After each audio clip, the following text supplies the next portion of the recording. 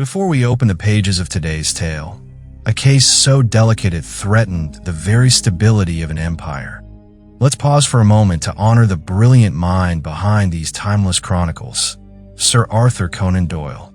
Born in Edinburgh in 1859, Sir Arthur Conan Doyle balanced a life of medicine and imagination. A trained doctor who once treated the sick with science, he would later heal a restless world with stories of mystery and reason. Sherlock Holmes, that cold, razor-sharp master of logic, wasn't merely the stuff of fiction. He was inspired by Dr. Joseph Bell, a real-life diagnostician who could decipher a man's history with a single glance. But it wasn't Holmes alone who made these stories immortal. It was through my pen, Dr. John Watson, that the world came to know the darker corners of Victorian London and the brilliance of my friend's deductions. If you're someone drawn to cases that involve politics, passion, and peril, then you're in the right place. Subscribe now and step into our world where no clue is too small and no secret remains buried for long. Today's case begins not with a murder or theft, but with a panicked knock at our Baker Street door. A high-ranking government official brings with him a plea and a danger that could ignite a war if the truth isn't uncovered in time. This is the story of the adventure of the Second Stain.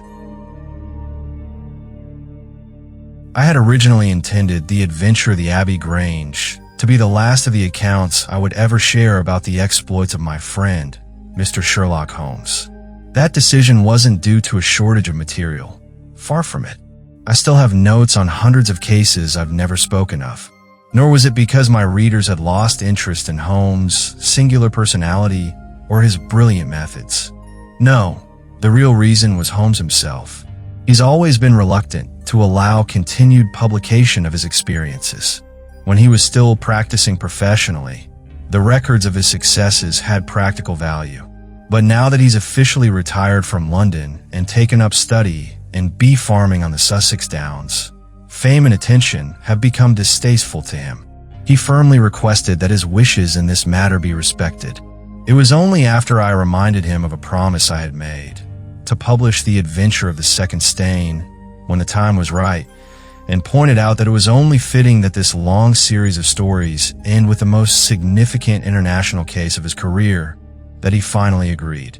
But even so, he insisted that the account must be handled with extreme discretion. So if I seem a little vague on certain points, I trust the public will understand. There are excellent reasons for my caution. It was in a certain year, and even a certain decade, that I will leave unnamed on an autumn Tuesday morning, that two visitors of European fame entered our modest sitting room at Baker Street. One of them, with an austere demeanor, a high nose, sharp eagle-like eyes, and an air of dominance, was none other than the distinguished Lord Bellinger, twice Prime Minister of Britain. The other, younger and refined, with striking features and a keen intellect, was the Right Honorable Trelawney Hope, Secretary for European Affairs and one of the most promising statesmen in the country. They sat side by side on our paper-littered couch, their faces deeply marked by anxiety. Lord Bellinger's thin, blue-veined hands gripped the ivory head of his umbrella tightly, and his lean, solemn face moved between Holmes and myself. Trelawney Hope tugged nervously at his mustache and fiddled with the seals of his watch chain. When I discovered the loss, Mr. Holmes, which was at 8 o'clock this morning, I immediately informed the Prime Minister. It was on his advice that we both came to you. Have you informed the police? No, sir, said the Prime Minister, with the quick, decisive manner for which he was famous. We have not, and frankly, we cannot. Informing the police would ultimately mean informing the public. That is exactly what we must avoid. And why, sir? Because the document in question is of such overwhelming importance that its publication could very easily, perhaps even likely, lead to serious European complications. Peace or war may hinge on this issue. Unless we can recover it with complete secrecy, we may as well not recover at all. The whole goal of those who stole it is to have its contents made public. I understand. Now, Mr. Trelawney Hope, please tell me exactly how the document disappeared. That can be explained quite briefly, Mr. Holmes. The letter, it was a letter from a foreign ruler, arrived 6 days ago. Because of its importance, I never left it in my office safe. Each evening, I brought it home to my residence on Whitehall Terrace and locked it inside a dispatch box, which I kept in my bedroom. I last saw it there last night. I opened the box while dressing for dinner and confirmed the letter was inside. But this morning it was gone. The dispatch box sat on the dressing table beside the mirror all night. Both my wife and I are light sleepers. We swear no one could have entered the room. Yet, I repeat, the paper is gone. What time did you dine? 7:30. How long before you went to bed? My wife went to the theater. I waited up for her. We didn't retire to our room until 11:30. So, the dispatch box lay unguarded for 4 hours? No one is ever allowed into that room except for the housemaid in the morning and either my valet or my wife's maid during the day. They've been with us a long time and are completely trustworthy. Besides, neither of them could have known that the box held anything more valuable than ordinary departmental papers. Who did know about this letter? No one in the house. Surely your wife knew. No, sir. I said nothing to her until I realized the paper was missing this morning. The Prime Minister gave an approving nod. I've long known, sir, how seriously you take your public duty. I have no doubt that with a matter this sensitive, your sense of duty would rise above even the closest personal bonds. You do me no more than justice, sir. Until this morning, I hadn't uttered a single word to my wife about the matter. Could she have guessed? No, Mr. Holmes, she could not, and neither could anyone else. Have you ever lost documents before? No, sir. Is there anyone else in England who knew about the letter? Each cabinet member was informed yesterday, but the usual secrecy was reinforced by a serious warning from the Prime Minister himself. Good heavens, imagine within just a few hours I've lost it. His handsome face twisted in despair as he ran his hands through his hair. For just a moment, we saw the real man beneath the official mask, passionate, impulsive, deeply affected. But then, the dignified mask returned, and his calm, refined voice resumed. Besides the cabinet, only 2, maybe 3, departmental officials knew of the letter. No one else in England, Mr. Holmes, I assure you. What about abroad? I'm convinced that no one outside the country has seen it, except the ruler who wrote it. I'm certain it never passed through standard diplomatic channels. Holmes sat in thoughtful silence for a few moments. Now, sir, I must ask more specifically. What is this document, and why would its disappearance have such enormous consequences? The two statesmen exchanged a quick look, and the Prime Minister's heavy eyebrows drew into a frown. Mr. Holmes, the envelope is long and thin, pale blue in color. There's a red wax seal bearing a crouching lion. It's addressed in large, bold handwriting too. I'm sorry to interrupt, sir, but while those details are interesting, and indeed essential, my inquiries must dig deeper. What was in the letter? That, Mr. Holmes, is a state secret of the highest importance. I'm afraid I cannot reveal it, nor do I see that it's necessary. If, using the remarkable powers you're said to possess, you can find the envelope and its contents as I've described, then you will have rendered a great service to your country and earned any reward we're able to offer. Sherlock Holmes rose with a calm smile.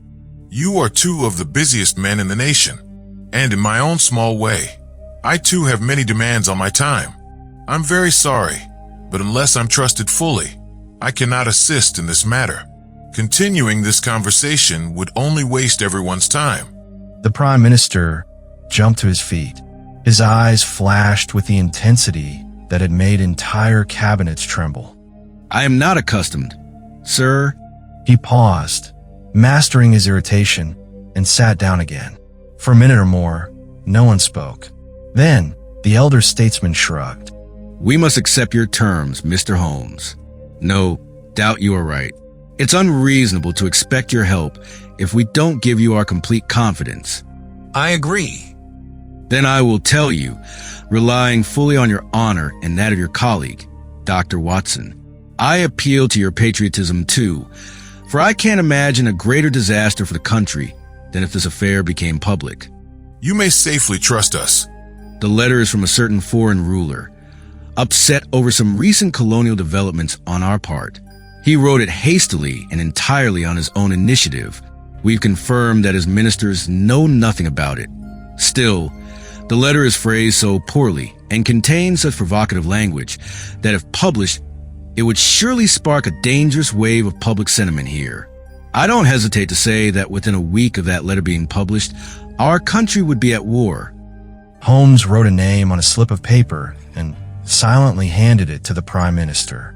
Exactly. It was he. And that letter, the one that could cost £1,000 million and 100,000 lives, is now missing. Have you informed the sender? Yes. A cipher telegram has been sent. Perhaps he wants the letter published? No, sir. We strongly believe he realizes now that he acted rashly. It would be more damaging to him and his country than to us if the letter came out. If that's the case, who stands to benefit from its publication? Why would anyone want to steal or reveal it? That, Mr. Holmes, brings us into the realm of high international politics. But if you study the current European situation, the motive becomes clear. All of Europe is an armed camp, with a double alliance maintaining a delicate balance of military power. Great Britain holds the scales. If we were drawn into a war with one alliance, the other would gain the upper hand, even if they remain neutral. Do you follow? Very clearly. So it's in the interest of the enemies of that ruler to obtain and publish the letter, to create conflict between our nations? Yes, sir. And if it fell into their hands, to whom would it be sent? To any major chancery in Europe. It's probably already en route there, traveling as fast as steam can carry it. Mr. Trelawney Hope dropped his head and groaned. The Prime Minister gently placed a hand on his shoulder. It's not your fault, my friend. No one can blame you. You neglected no precautions. Now, Mr. Holmes, you know all the facts. What do you suggest we do? You believe, sir, that if this document isn't recovered, there will be war? I think it's very likely. Then prepare for war. That's a harsh conclusion, Mr. Holmes. Let's look at the facts. It couldn't have been stolen after 11:30 last night, since Mr. Hope and his wife were both in the room from that time until the discovery. So the document was taken sometime between 7:30 and 11:30, likely closer to 7:30, because whoever took it probably knew where it was and moved early. Now, if a paper of this value was stolen then, where is it now? There's no reason for anyone to hold on to it. It's already been passed along to those who want it. What chance do we have of tracing it now? It's beyond our reach. The Prime Minister stood from the couch. Your reasoning is flawless, Mr. Holmes. I agree. The matter is out of our hands. Let's suppose, just for the sake of argument, that the thief was the maid or the valet. They're both long-serving, trustworthy staff. Your room is on the second floor, correct? No access from outside. And inside, no one could move without being seen. So it must have been someone already in the house. Who would that person give the letter to? To one of a few international spies I know of, men who are at the top of their trade. I'll begin by checking whether they're in town. If any of them has vanished, especially since last night, that may point us to where the letter has gone. Why would such a man disappear? Couldn't he simply deliver it to an embassy here in London? I doubt it. These spies work independently. They often have strained relationships with official diplomats. You're right, Mr. Holmes. He would personally carry something that valuable to his superiors. Your plan makes excellent sense. In the meantime, we mustn't neglect our other responsibilities for the sake of this single crisis. If any new developments occur, we'll contact you at once. And we hope you'll keep us updated as well. The two statesmen rose and solemnly left the room. After our distinguished visitors had left, Holmes remained quiet for a while, lighting his pipe and falling deep into contemplation. Meanwhile, I had opened the morning newspaper and was absorbed in a sensational crime story from the previous night. Suddenly, Holmes let out an exclamation, leapt to his feet, and placed his pipe on the mantel. Yes, that is the best way to begin. The situation is desperate, but not without hope. Even now, if we could be certain who took it, there's a chance that it hasn't left his possession. These men are driven by money, after all, and I have the British Treasury behind me. If it's up for sale, I'll buy it, no matter if it adds another penny to the income tax. It's possible that the man is holding on to it, waiting to see what offers come from this side before approaching the other. There are only 3 who could have the daring to carry out such a plan: Oberstein, Larothier, and Eduardo Lucas. I'll visit each of them. I looked down at the newspaper I was reading. I asked, "Do you mean Eduardo Lucas from Godolphin Street?" Yes. "You won't be able to see him." Why not? "He was murdered in his home last night." Throughout our many adventures, Holmes had surprised me countless times. But in that moment, I realized with some satisfaction that I had managed to surprise him. He stared at me in disbelief, then snatched the paper from my hands. This was the article I had just been reading. Murder in Westminster. A strange and tragic crime took place last night at 16 Godolphin Street, one of the older and more private 18th century houses tucked between the river and the Abbey, just in the shadow of Parliament. The house belonged to Mr. Eduardo Lucas, a well-known figure in high society, admired for both his charming nature and his exceptional voice as one of the best amateur tenors in the country. Mr. Lucas was unmarried, 34 years of age. His household included an elderly housekeeper, Mrs. Pringle, who went to bed early and slept in the attic, and a valet named Mitten, who had gone out to visit a friend in Hammersmith that evening. From 10 o'clock onward, Lucas had been alone in the house. What happened during that time is not yet known, but at 11:45 p.m., Police Constable Barrett noticed that the door of number 16 was ajar. He knocked. There was no answer. Seeing light inside, he entered. The scene was chaotic. The furniture had been pushed aside, and a chair lay overturned in the center of the room. Next to it, still holding one of its legs, lay Lucas, stabbed through the heart. He had died instantly. The murder weapon, a curved Indian dagger, had been taken from a decorative display of Oriental weapons on the wall. There was no sign of robbery. Nothing of value was missing. Lucas's shocking and mysterious death has caused widespread distress among his many friends and admirers. Well, Watson, what do you make of that? It's an astonishing coincidence. A coincidence. One of the 3 men we just identified as likely suspects dies violently on the very night the incident occurred. The odds of that being mere coincidence are astronomically low. No, Watson. The 2 events are connected. They must be. It's up to us to uncover how. But surely the official police are aware of everything by now. Not at all. They only know what happened at Godolphin Street. They're completely unaware of the situation at Whitehall Terrace, and must remain so.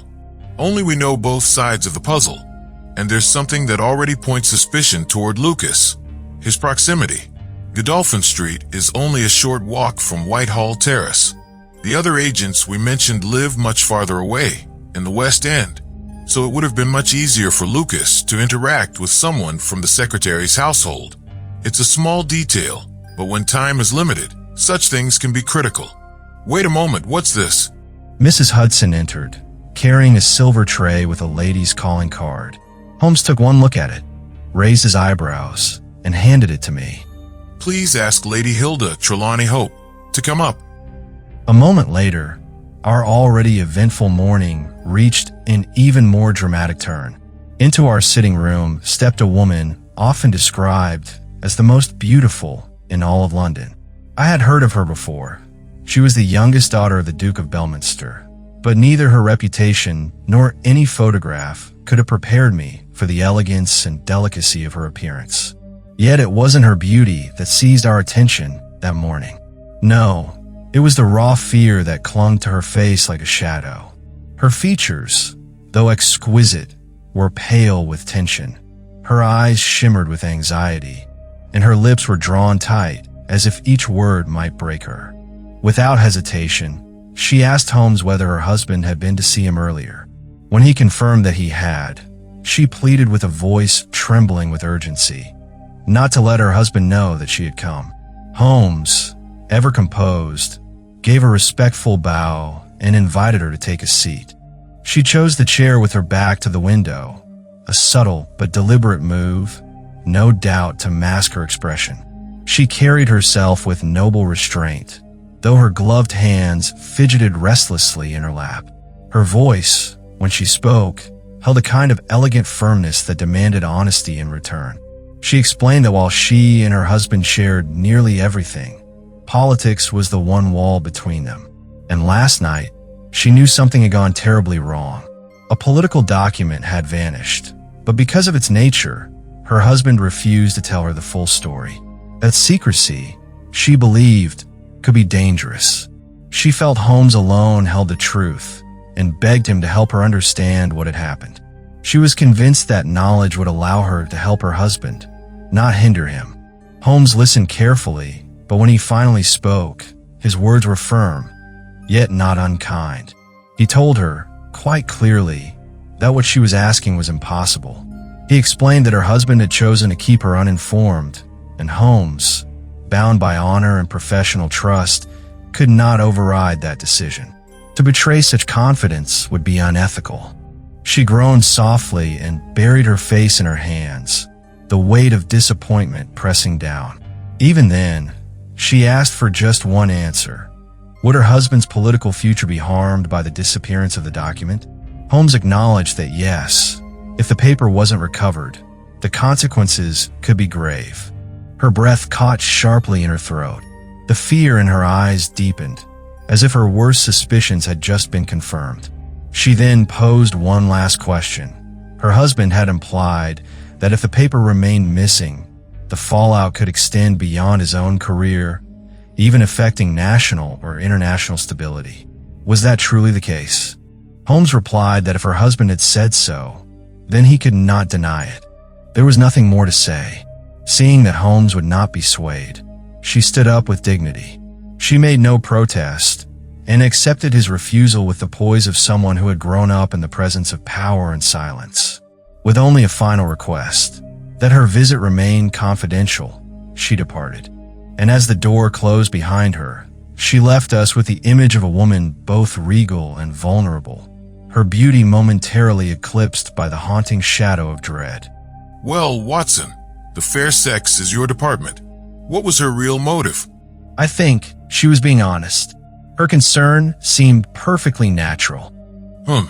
Think of her behavior, her nervousness, her insistence, her controlled urgency. And she made sure the light was behind her. She didn't want us reading her face. She did choose the one chair in the room where that was possible. And women, Watson, they're mysteries unto themselves. Remember that lady in Margate? I suspected her just because she didn't powder her nose. That turned out to be the right lead. But it shows how even the smallest things can matter, or not matter at all. Their actions may carry deep meaning, or be rooted in something trivial, like a hairpin. We can't assume. Good morning, Watson. You're heading out? Yes. I'll spend the morning with our official friends at Godolphin Street. I believe the answer to our puzzle lies with Eduardo Lucas, though I don't yet see the full picture. It's a grave mistake to form theories before having the facts. You stay here and see if any new visitors arrive. If I'm free, I'll return for lunch. For 3 days straight, Holmes remained in a mood that his friends would have called unusually quiet, others downright gloomy. He kept rushing in and out of the flat, smoking nonstop, fiddling random tunes on his violin, slipping into long spells of thought, grabbing sandwiches at odd hours, and barely replying to any questions I put to him. Clearly, something in his investigation wasn't going according to plan. He said nothing about the case, and I had to rely on the newspapers for updates. Through them, I learned of the inquest, the arrest, and eventual release of John Mitten, Mr. Lucas's valet. The coroner's jury returned a straightforward verdict of willful murder, but the identity of the murderer remained a complete mystery. There was no suggested motive. The room had valuable items, yet nothing was taken. The victim's papers were untouched, though thoroughly reviewed. From the contents, it was evident that Eduardo Lucas had been a passionate follower of international politics, an energetic gossip, an exceptional linguist, and a tireless letter writer. He had close connections with top politicians across several countries. Yet nothing incriminating or sensational was found among his documents. As for his relationships with women, they appear to be casual rather than serious. He had many female acquaintances, but no real close attachments. His daily habits were regular, and his behavior inoffensive. His death remained a complete enigma, with little hope of resolution. The arrest of Mitten had been more out of desperation than actual suspicion. They had no leads and had to act. However, there was no case against him. He had been visiting friends in Hammersmith that evening, and his alibi held up. While he returned home around midnight, early enough to have been present at the time of the crime, he claimed to have walked part of the way due to the pleasant weather. The explanation seemed plausible. He was shocked and deeply affected by the murder. His relationship with Lucas had always been good. Some of Lucas's personal belongings, like a set of razors, had been found in the valet's luggage, but Mitten explained they were gifts from his employer. The housekeeper backed this claim. He had served Lucas for 3 years, though he never accompanied him during trips to the continent. When Lucas traveled to Paris for extended stays, Mitten remained behind to look after the house in Godolphin Street. The housekeeper, for her part, heard nothing the night of the murder. If Lucas had a visitor, he must have let the person in himself. For those first 3 mornings, the mystery remained unsolved, as far as the newspapers told it. If Holmes knew anything more, he kept it to himself. However, he did tell me that Inspector Lestrade had taken him into his confidence, so I was certain he had access to every new development. On the 4th day, a long telegram arrived from Paris, and it seemed to blow the case wide open. The Daily Telegraph carried the following report. Paris police uncover startling secret behind Lucas murder. A breakthrough by French authorities has shed new light on the mysterious murder of Mr. Eduardo Lucas, who was killed Monday night in his Westminster home. Readers will recall that Mr. Lucas was found stabbed at his residence, and suspicion had initially fallen on his valet. That theory collapsed due to a solid alibi. A breakthrough by French authorities has shed new light on the mysterious murder of Mr. Eduardo Lucas, who was killed Monday night in his Westminster home.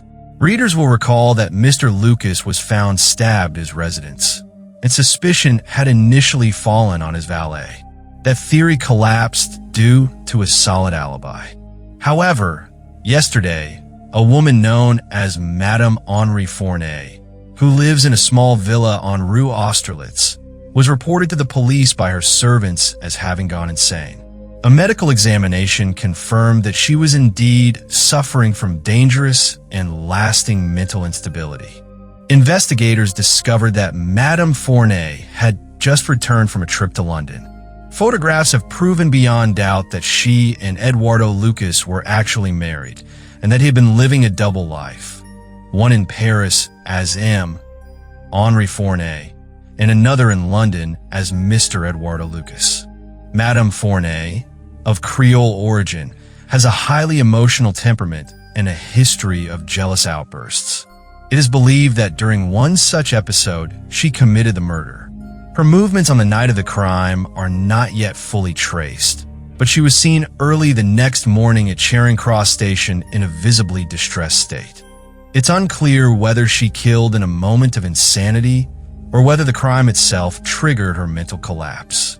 As of now, she is unable to explain anything clearly, and doctors hold little hope for her recovery. Witnesses also report a woman matching her description loitering near Godolphin Street that night.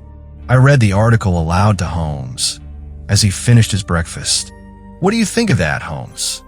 My dear Watson, you're incredibly patient, but if I've said nothing in the last few days, it's only because I've had nothing to say. Even this report from Paris doesn't help us much. But surely it explains the murder. The murder?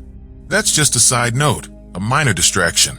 The real case, the one that matters, is locating that stolen document and preventing a European disaster. Only one truly significant thing has happened in these 3 days, and that's that nothing has happened. I receive updates nearly every hour from the government, and there's not the faintest sign of unrest anywhere in Europe. So if the letter were out in the open, we'd know. But it's not. So where is it? Who's holding it? Why haven't they used it? That question is hammering in my mind, Watson. Was Lucas's death really a coincidence on the same night the letter disappeared? Did he ever even get the letter? If yes, then why wasn't it among his belongings? Did his wife take it to Paris? And if so, how do I search for it without alerting the French police? This case, my friend, has both the law and the criminals working against us. The stakes couldn't be higher. If I can solve this, it might just be the greatest success of my career. At that moment, a note was brought in. Holmes gave a quick glance. Lestrade has found something. Grab your hat, Watson. Let's head to Westminster. This was my first visit to the scene of the crime. A narrow, tall, old-fashioned house that looked like a relic from the century it was built in. Stern, formal, and solid. Lestrade's familiar bulldog features looked out at us from the window. A large constable opened the door, and we were welcomed inside. We entered the room where the murder had occurred. Nothing remained to indicate the violence, except for a dark, uneven stain on the carpet. The carpet itself was a small square piece placed in the center of the room, surrounded by polished wood flooring and square blocks. A display of weapons adorned the wall above the fireplace, one of which had been used in the murder. By the window stood an ornate writing desk, and the rest of the decor revealed Lucas's expensive and almost delicate taste.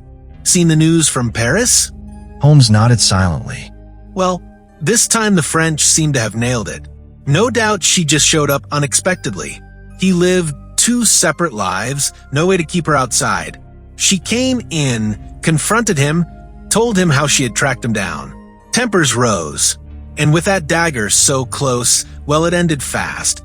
It wasn't over in a second, though. See how all the chairs were pushed over? He had one in his hand, like he was trying to defend himself. It's like we were there watching it. And yet you called for me? Yes, something else came up, a small detail, but the kind of thing that might interest you. Bit odd. Doesn't tie into the main story. At least, not directly. What is it? Well, after a crime like this, we don't move anything. Everything stays as it was. Constables watch the place round the clock. But now that the investigation here is wrapping up, we thought we could tidy up a bit. So, we lifted the carpet. It's not nailed down, just lying there. And we found... Yes, you found. You'd never guess in 100 years. See that stain? A lot of blood must have soaked through, right? Certainly. Well, there's no matching stain on the wood beneath. No stain. That's impossible.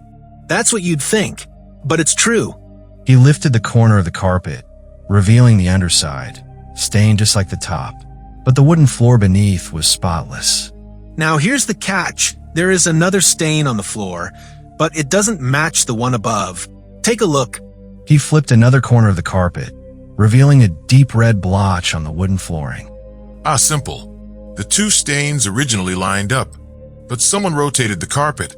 Since it's square and loose, that wouldn't be hard. The official police didn't need your help to figure that out, Mr. Holmes. But what we want to know is, who moved the carpet and why? I could see the excitement building in Holmes. His whole body seemed to go rigid with concentration. Lestrade, has the constable out in the hallway been in charge the whole time? Yes, he has. Then here's my advice. Interrogate him, but do it privately in the back room. Don't confront him in front of us. We'll wait here. Take the tone that you know someone was let into this room. Don't ask, assert it. Tell him his only chance for forgiveness is full confession. Push him and don't let up. Follow exactly what I say. By George, if he knows, I'll get it out of him. Lestrade rushed into the hall, and moments later, we heard his harsh voice echoing from the back room. Holmes leaned toward me and, in a whisper sharp with urgency, said it was time. I had never seen such a sudden burst of energy from him. The calm exterior he wore so often was gone in an instant, replaced by fierce determination. He flung aside the drugget and dropped to his hands and knees, fingers clawing at the wooden panels beneath. One moved. He flipped it open like a lid. Inside was a black cavity. He thrust his hand into it and let out a low growl of frustration. It was empty. Then he urged me, breathless, to help him restore everything quickly. We worked as fast as we could to return the floorboard and the drugget to their original state. Just in time, Lestrade's voice came nearer, and he walked in to find Holmes slouched by the mantel, feigning boredom, barely suppressing a yawn. Lestrade apologized for the wait. He assumed Holmes was uninterested, since the case appeared so dull. Then he introduced a large, red-faced constable, Macpherson, who entered looking ashamed and anxious. Macpherson explained himself nervously. The previous evening, a young woman had come to the door, confused about the address. They got to talking. It was lonely being posted there all day. She asked to see the crime scene. She seemed polite, respectful. When she saw the stain on the carpet, she fainted. He left to get water, then went to fetch brandy from the ivy plant. By the time he returned, she was gone, probably too embarrassed to stay. Holmes asked him whether the drugget had been disturbed. Macpherson admitted it had shifted. She fell on it, and since it wasn't fastened to the polished floor, it had slid. He smoothed it out afterward. Lestrade scolded him. A trained officer should have noticed the disturbance right away. He was lucky nothing had been taken, or there would have been serious consequences.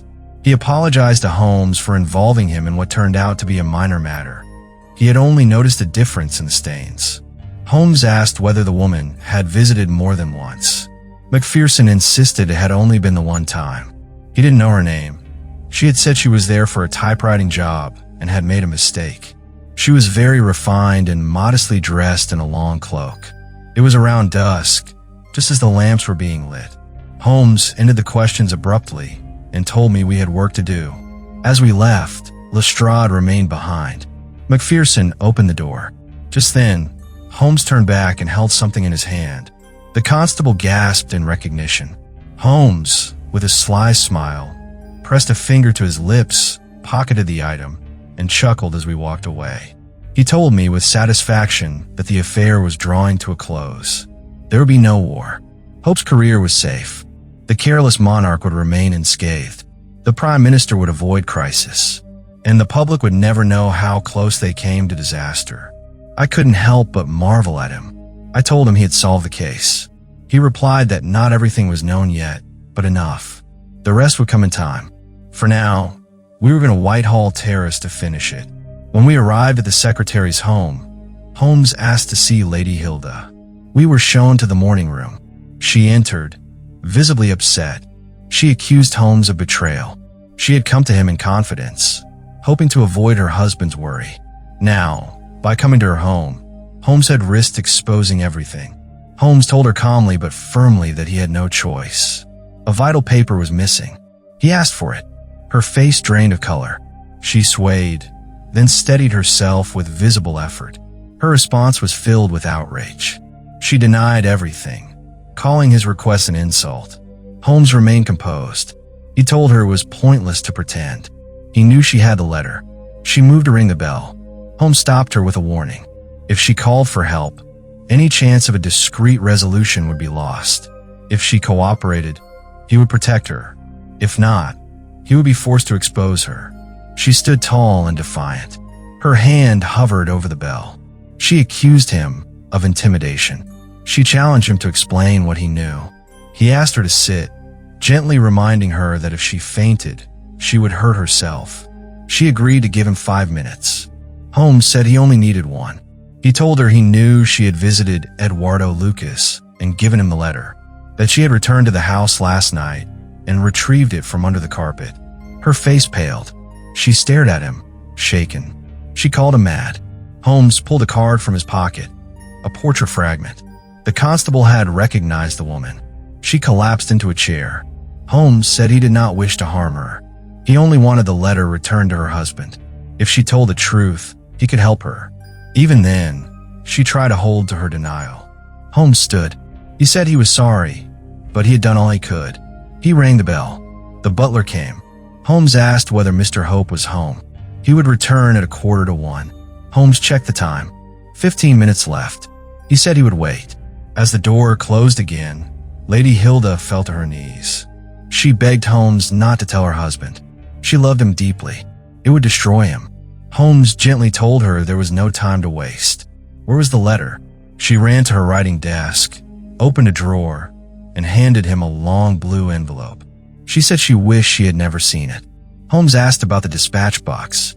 It was in her husband's bedroom. He told her bring it. She returned quickly with a red box. Holmes asked how she had opened it before. She had a duplicate key. He asked her to open it. She drew a key from her bodice and unlocked the box. Holmes slipped the letter deep among the other papers. The box was closed, locked, and returned. They had 10 minutes to spare. Holmes turned to her. He had done everything to protect her. In return, he needed to know the full truth. She said she would tell him. She loved her husband more than anything, but he was a man of rigid honor. If he ever knew what she had done, he would never forgive her.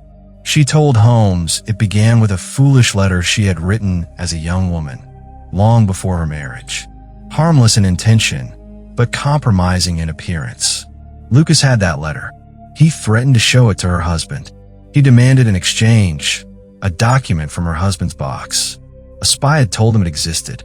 Lucas promised it would never be used against her husband. She asked Holmes to understand. She felt she had no choice. Holmes told her she should have trusted her husband. She insisted she couldn't. One path led to certain ruin, the other to a desperate act that, though political in nature and beyond her understanding, seemed less personal. She said she had taken an impression of her husband's key, and Lucas had provided a duplicate. She used it to open the dispatch box, remove the document, and deliver it to Lucas at his apartment on Godolphin Street. When she arrived, Lucas opened the door. She followed him inside but left the door ajar, fearful of being alone with him. She remembered seeing a woman outside as she entered. Their exchange was quick. Lucas had her old letter on his desk. She handed over the government document and received her letter in return. Just then, they heard footsteps. Lucas hastily lifted the drugget, hid the document beneath it, and replaced it. What happened next, she recalled, was like a nightmare. She saw a wild face and heard a woman scream in French. At last, I've caught you with her. There was a violent struggle. Lucas grabbed a chair, the woman had a knife, and Lady Hilda fled the room in terror. She only learned what had happened from the next morning's newspaper. That night, she felt relief at recovering her letter, unaware of the storm that lay ahead. The following morning, when she saw her husband's grief over the missing paper, she was stricken. She nearly confessed everything right then, but couldn't bear to reveal the past. She had come to Holmes to understand the full weight of her offense. Once she realized it, her only goal became recovering the document. She was certain it remained hidden in Lucas's room. It had been concealed before the violent confrontation. Ironically, the woman's intrusion revealed the hiding place. She said she watched the house for 2 days, waiting for a chance. The door was never left open. Finally, the previous night, she made one last attempt. What she had done, Holmes now already knew. She had recovered the document, but saw no way to return it without exposing herself. She had even considered destroying it. Suddenly, she stopped. She heard footsteps on the stairs. At that moment, the European secretary burst into the room, visibly agitated. Any news, Mr. Holmes, anything? I have some hope. Relief lit up the secretary's face. Thank God. The Prime Minister is having lunch with me. May I share your hopes with him? He hasn't slept a wink since this ordeal began. Jacobs, please ask the Prime Minister to join us. As for you, dear, this is a political matter. We'll meet you shortly in the dining room. The Prime Minister entered quietly, but the tension in his eyes and twitching hands betrayed his inner anxiety. I understand you have something to report, Mr. Holmes. Nothing definite yet. I've looked into every possible lead, and am confident there's no danger for now. That's not enough, Mr. Holmes. We can't live forever in uncertainty. We need something solid. I believe we'll find it. That's why I'm here. The more I examine this case, the more convinced I am that the letter never left this house. What? If it had, it surely would have gone public by now. But why would anyone take it only to hide it at home? I'm not convinced it was ever taken. Then how did it leave the dispatch box? I'm not convinced it did. This isn't the time for jokes, Mr. Holmes. I assure you it was taken. Have you looked inside the box since Tuesday morning? No, there was no need. You might have missed it. Impossible. I've seen stranger things happen. Perhaps it got mixed with the other papers. It was on top. Someone might have jostled the box. Papers could shift. No, I removed every paper. This is easy to settle. Let's have the box brought in. The secretary rang the bell. Jacobs, bring me my dispatch box. This feels like a silly waste of time, but if that's what it takes. There, thank you. I've always kept the key on my watch chain. Let's see. Letter from Lord Marrow. Report from Sir Charles Hardy. Memorandum from Belgrade. Note on Russo-German grain tariffs. Letter from Madrid. Note from Lord Flowers. Good heavens. What is this? Lord Bellinger. Lord Bellinger. The Prime Minister grabbed the blue envelope from his hand. Yes, it's the one. And the letter is untouched. Hope, I congratulate you. Thank you. I feel like a mountain has lifted from my chest. But this is unbelievable. Mr. Holmes, you're a wizard. How did you know it was there? Because I knew it was nowhere else. I can't believe it. Where is my wife? I must tell her everything is all right. We heard his voice echoed down the staircase as he called for her. The Prime Minister turned to Holmes, eyes twinkling. Come now, Mr. Holmes. There's clearly more to this than you're letting on. How did that letter get back in the box? Holmes smiled and turned away from the Prime Minister's piercing gaze. We too have our diplomatic secrets. With that, he picked up his hat and headed for the door. And so concludes another tale where reason triumphed over fear and silence gave way to revelation. In the quiet corners of diplomacy and deception, it wasn't power, but patience and Sherlock Holmes's razor-sharp insight that protected an entire nation from unraveling.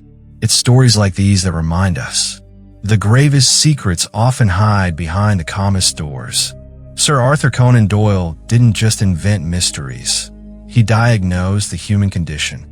Between caring for patients and crafting his characters, he shaped a detective who didn't just chase criminals, but exposed the lies we build to protect our pride.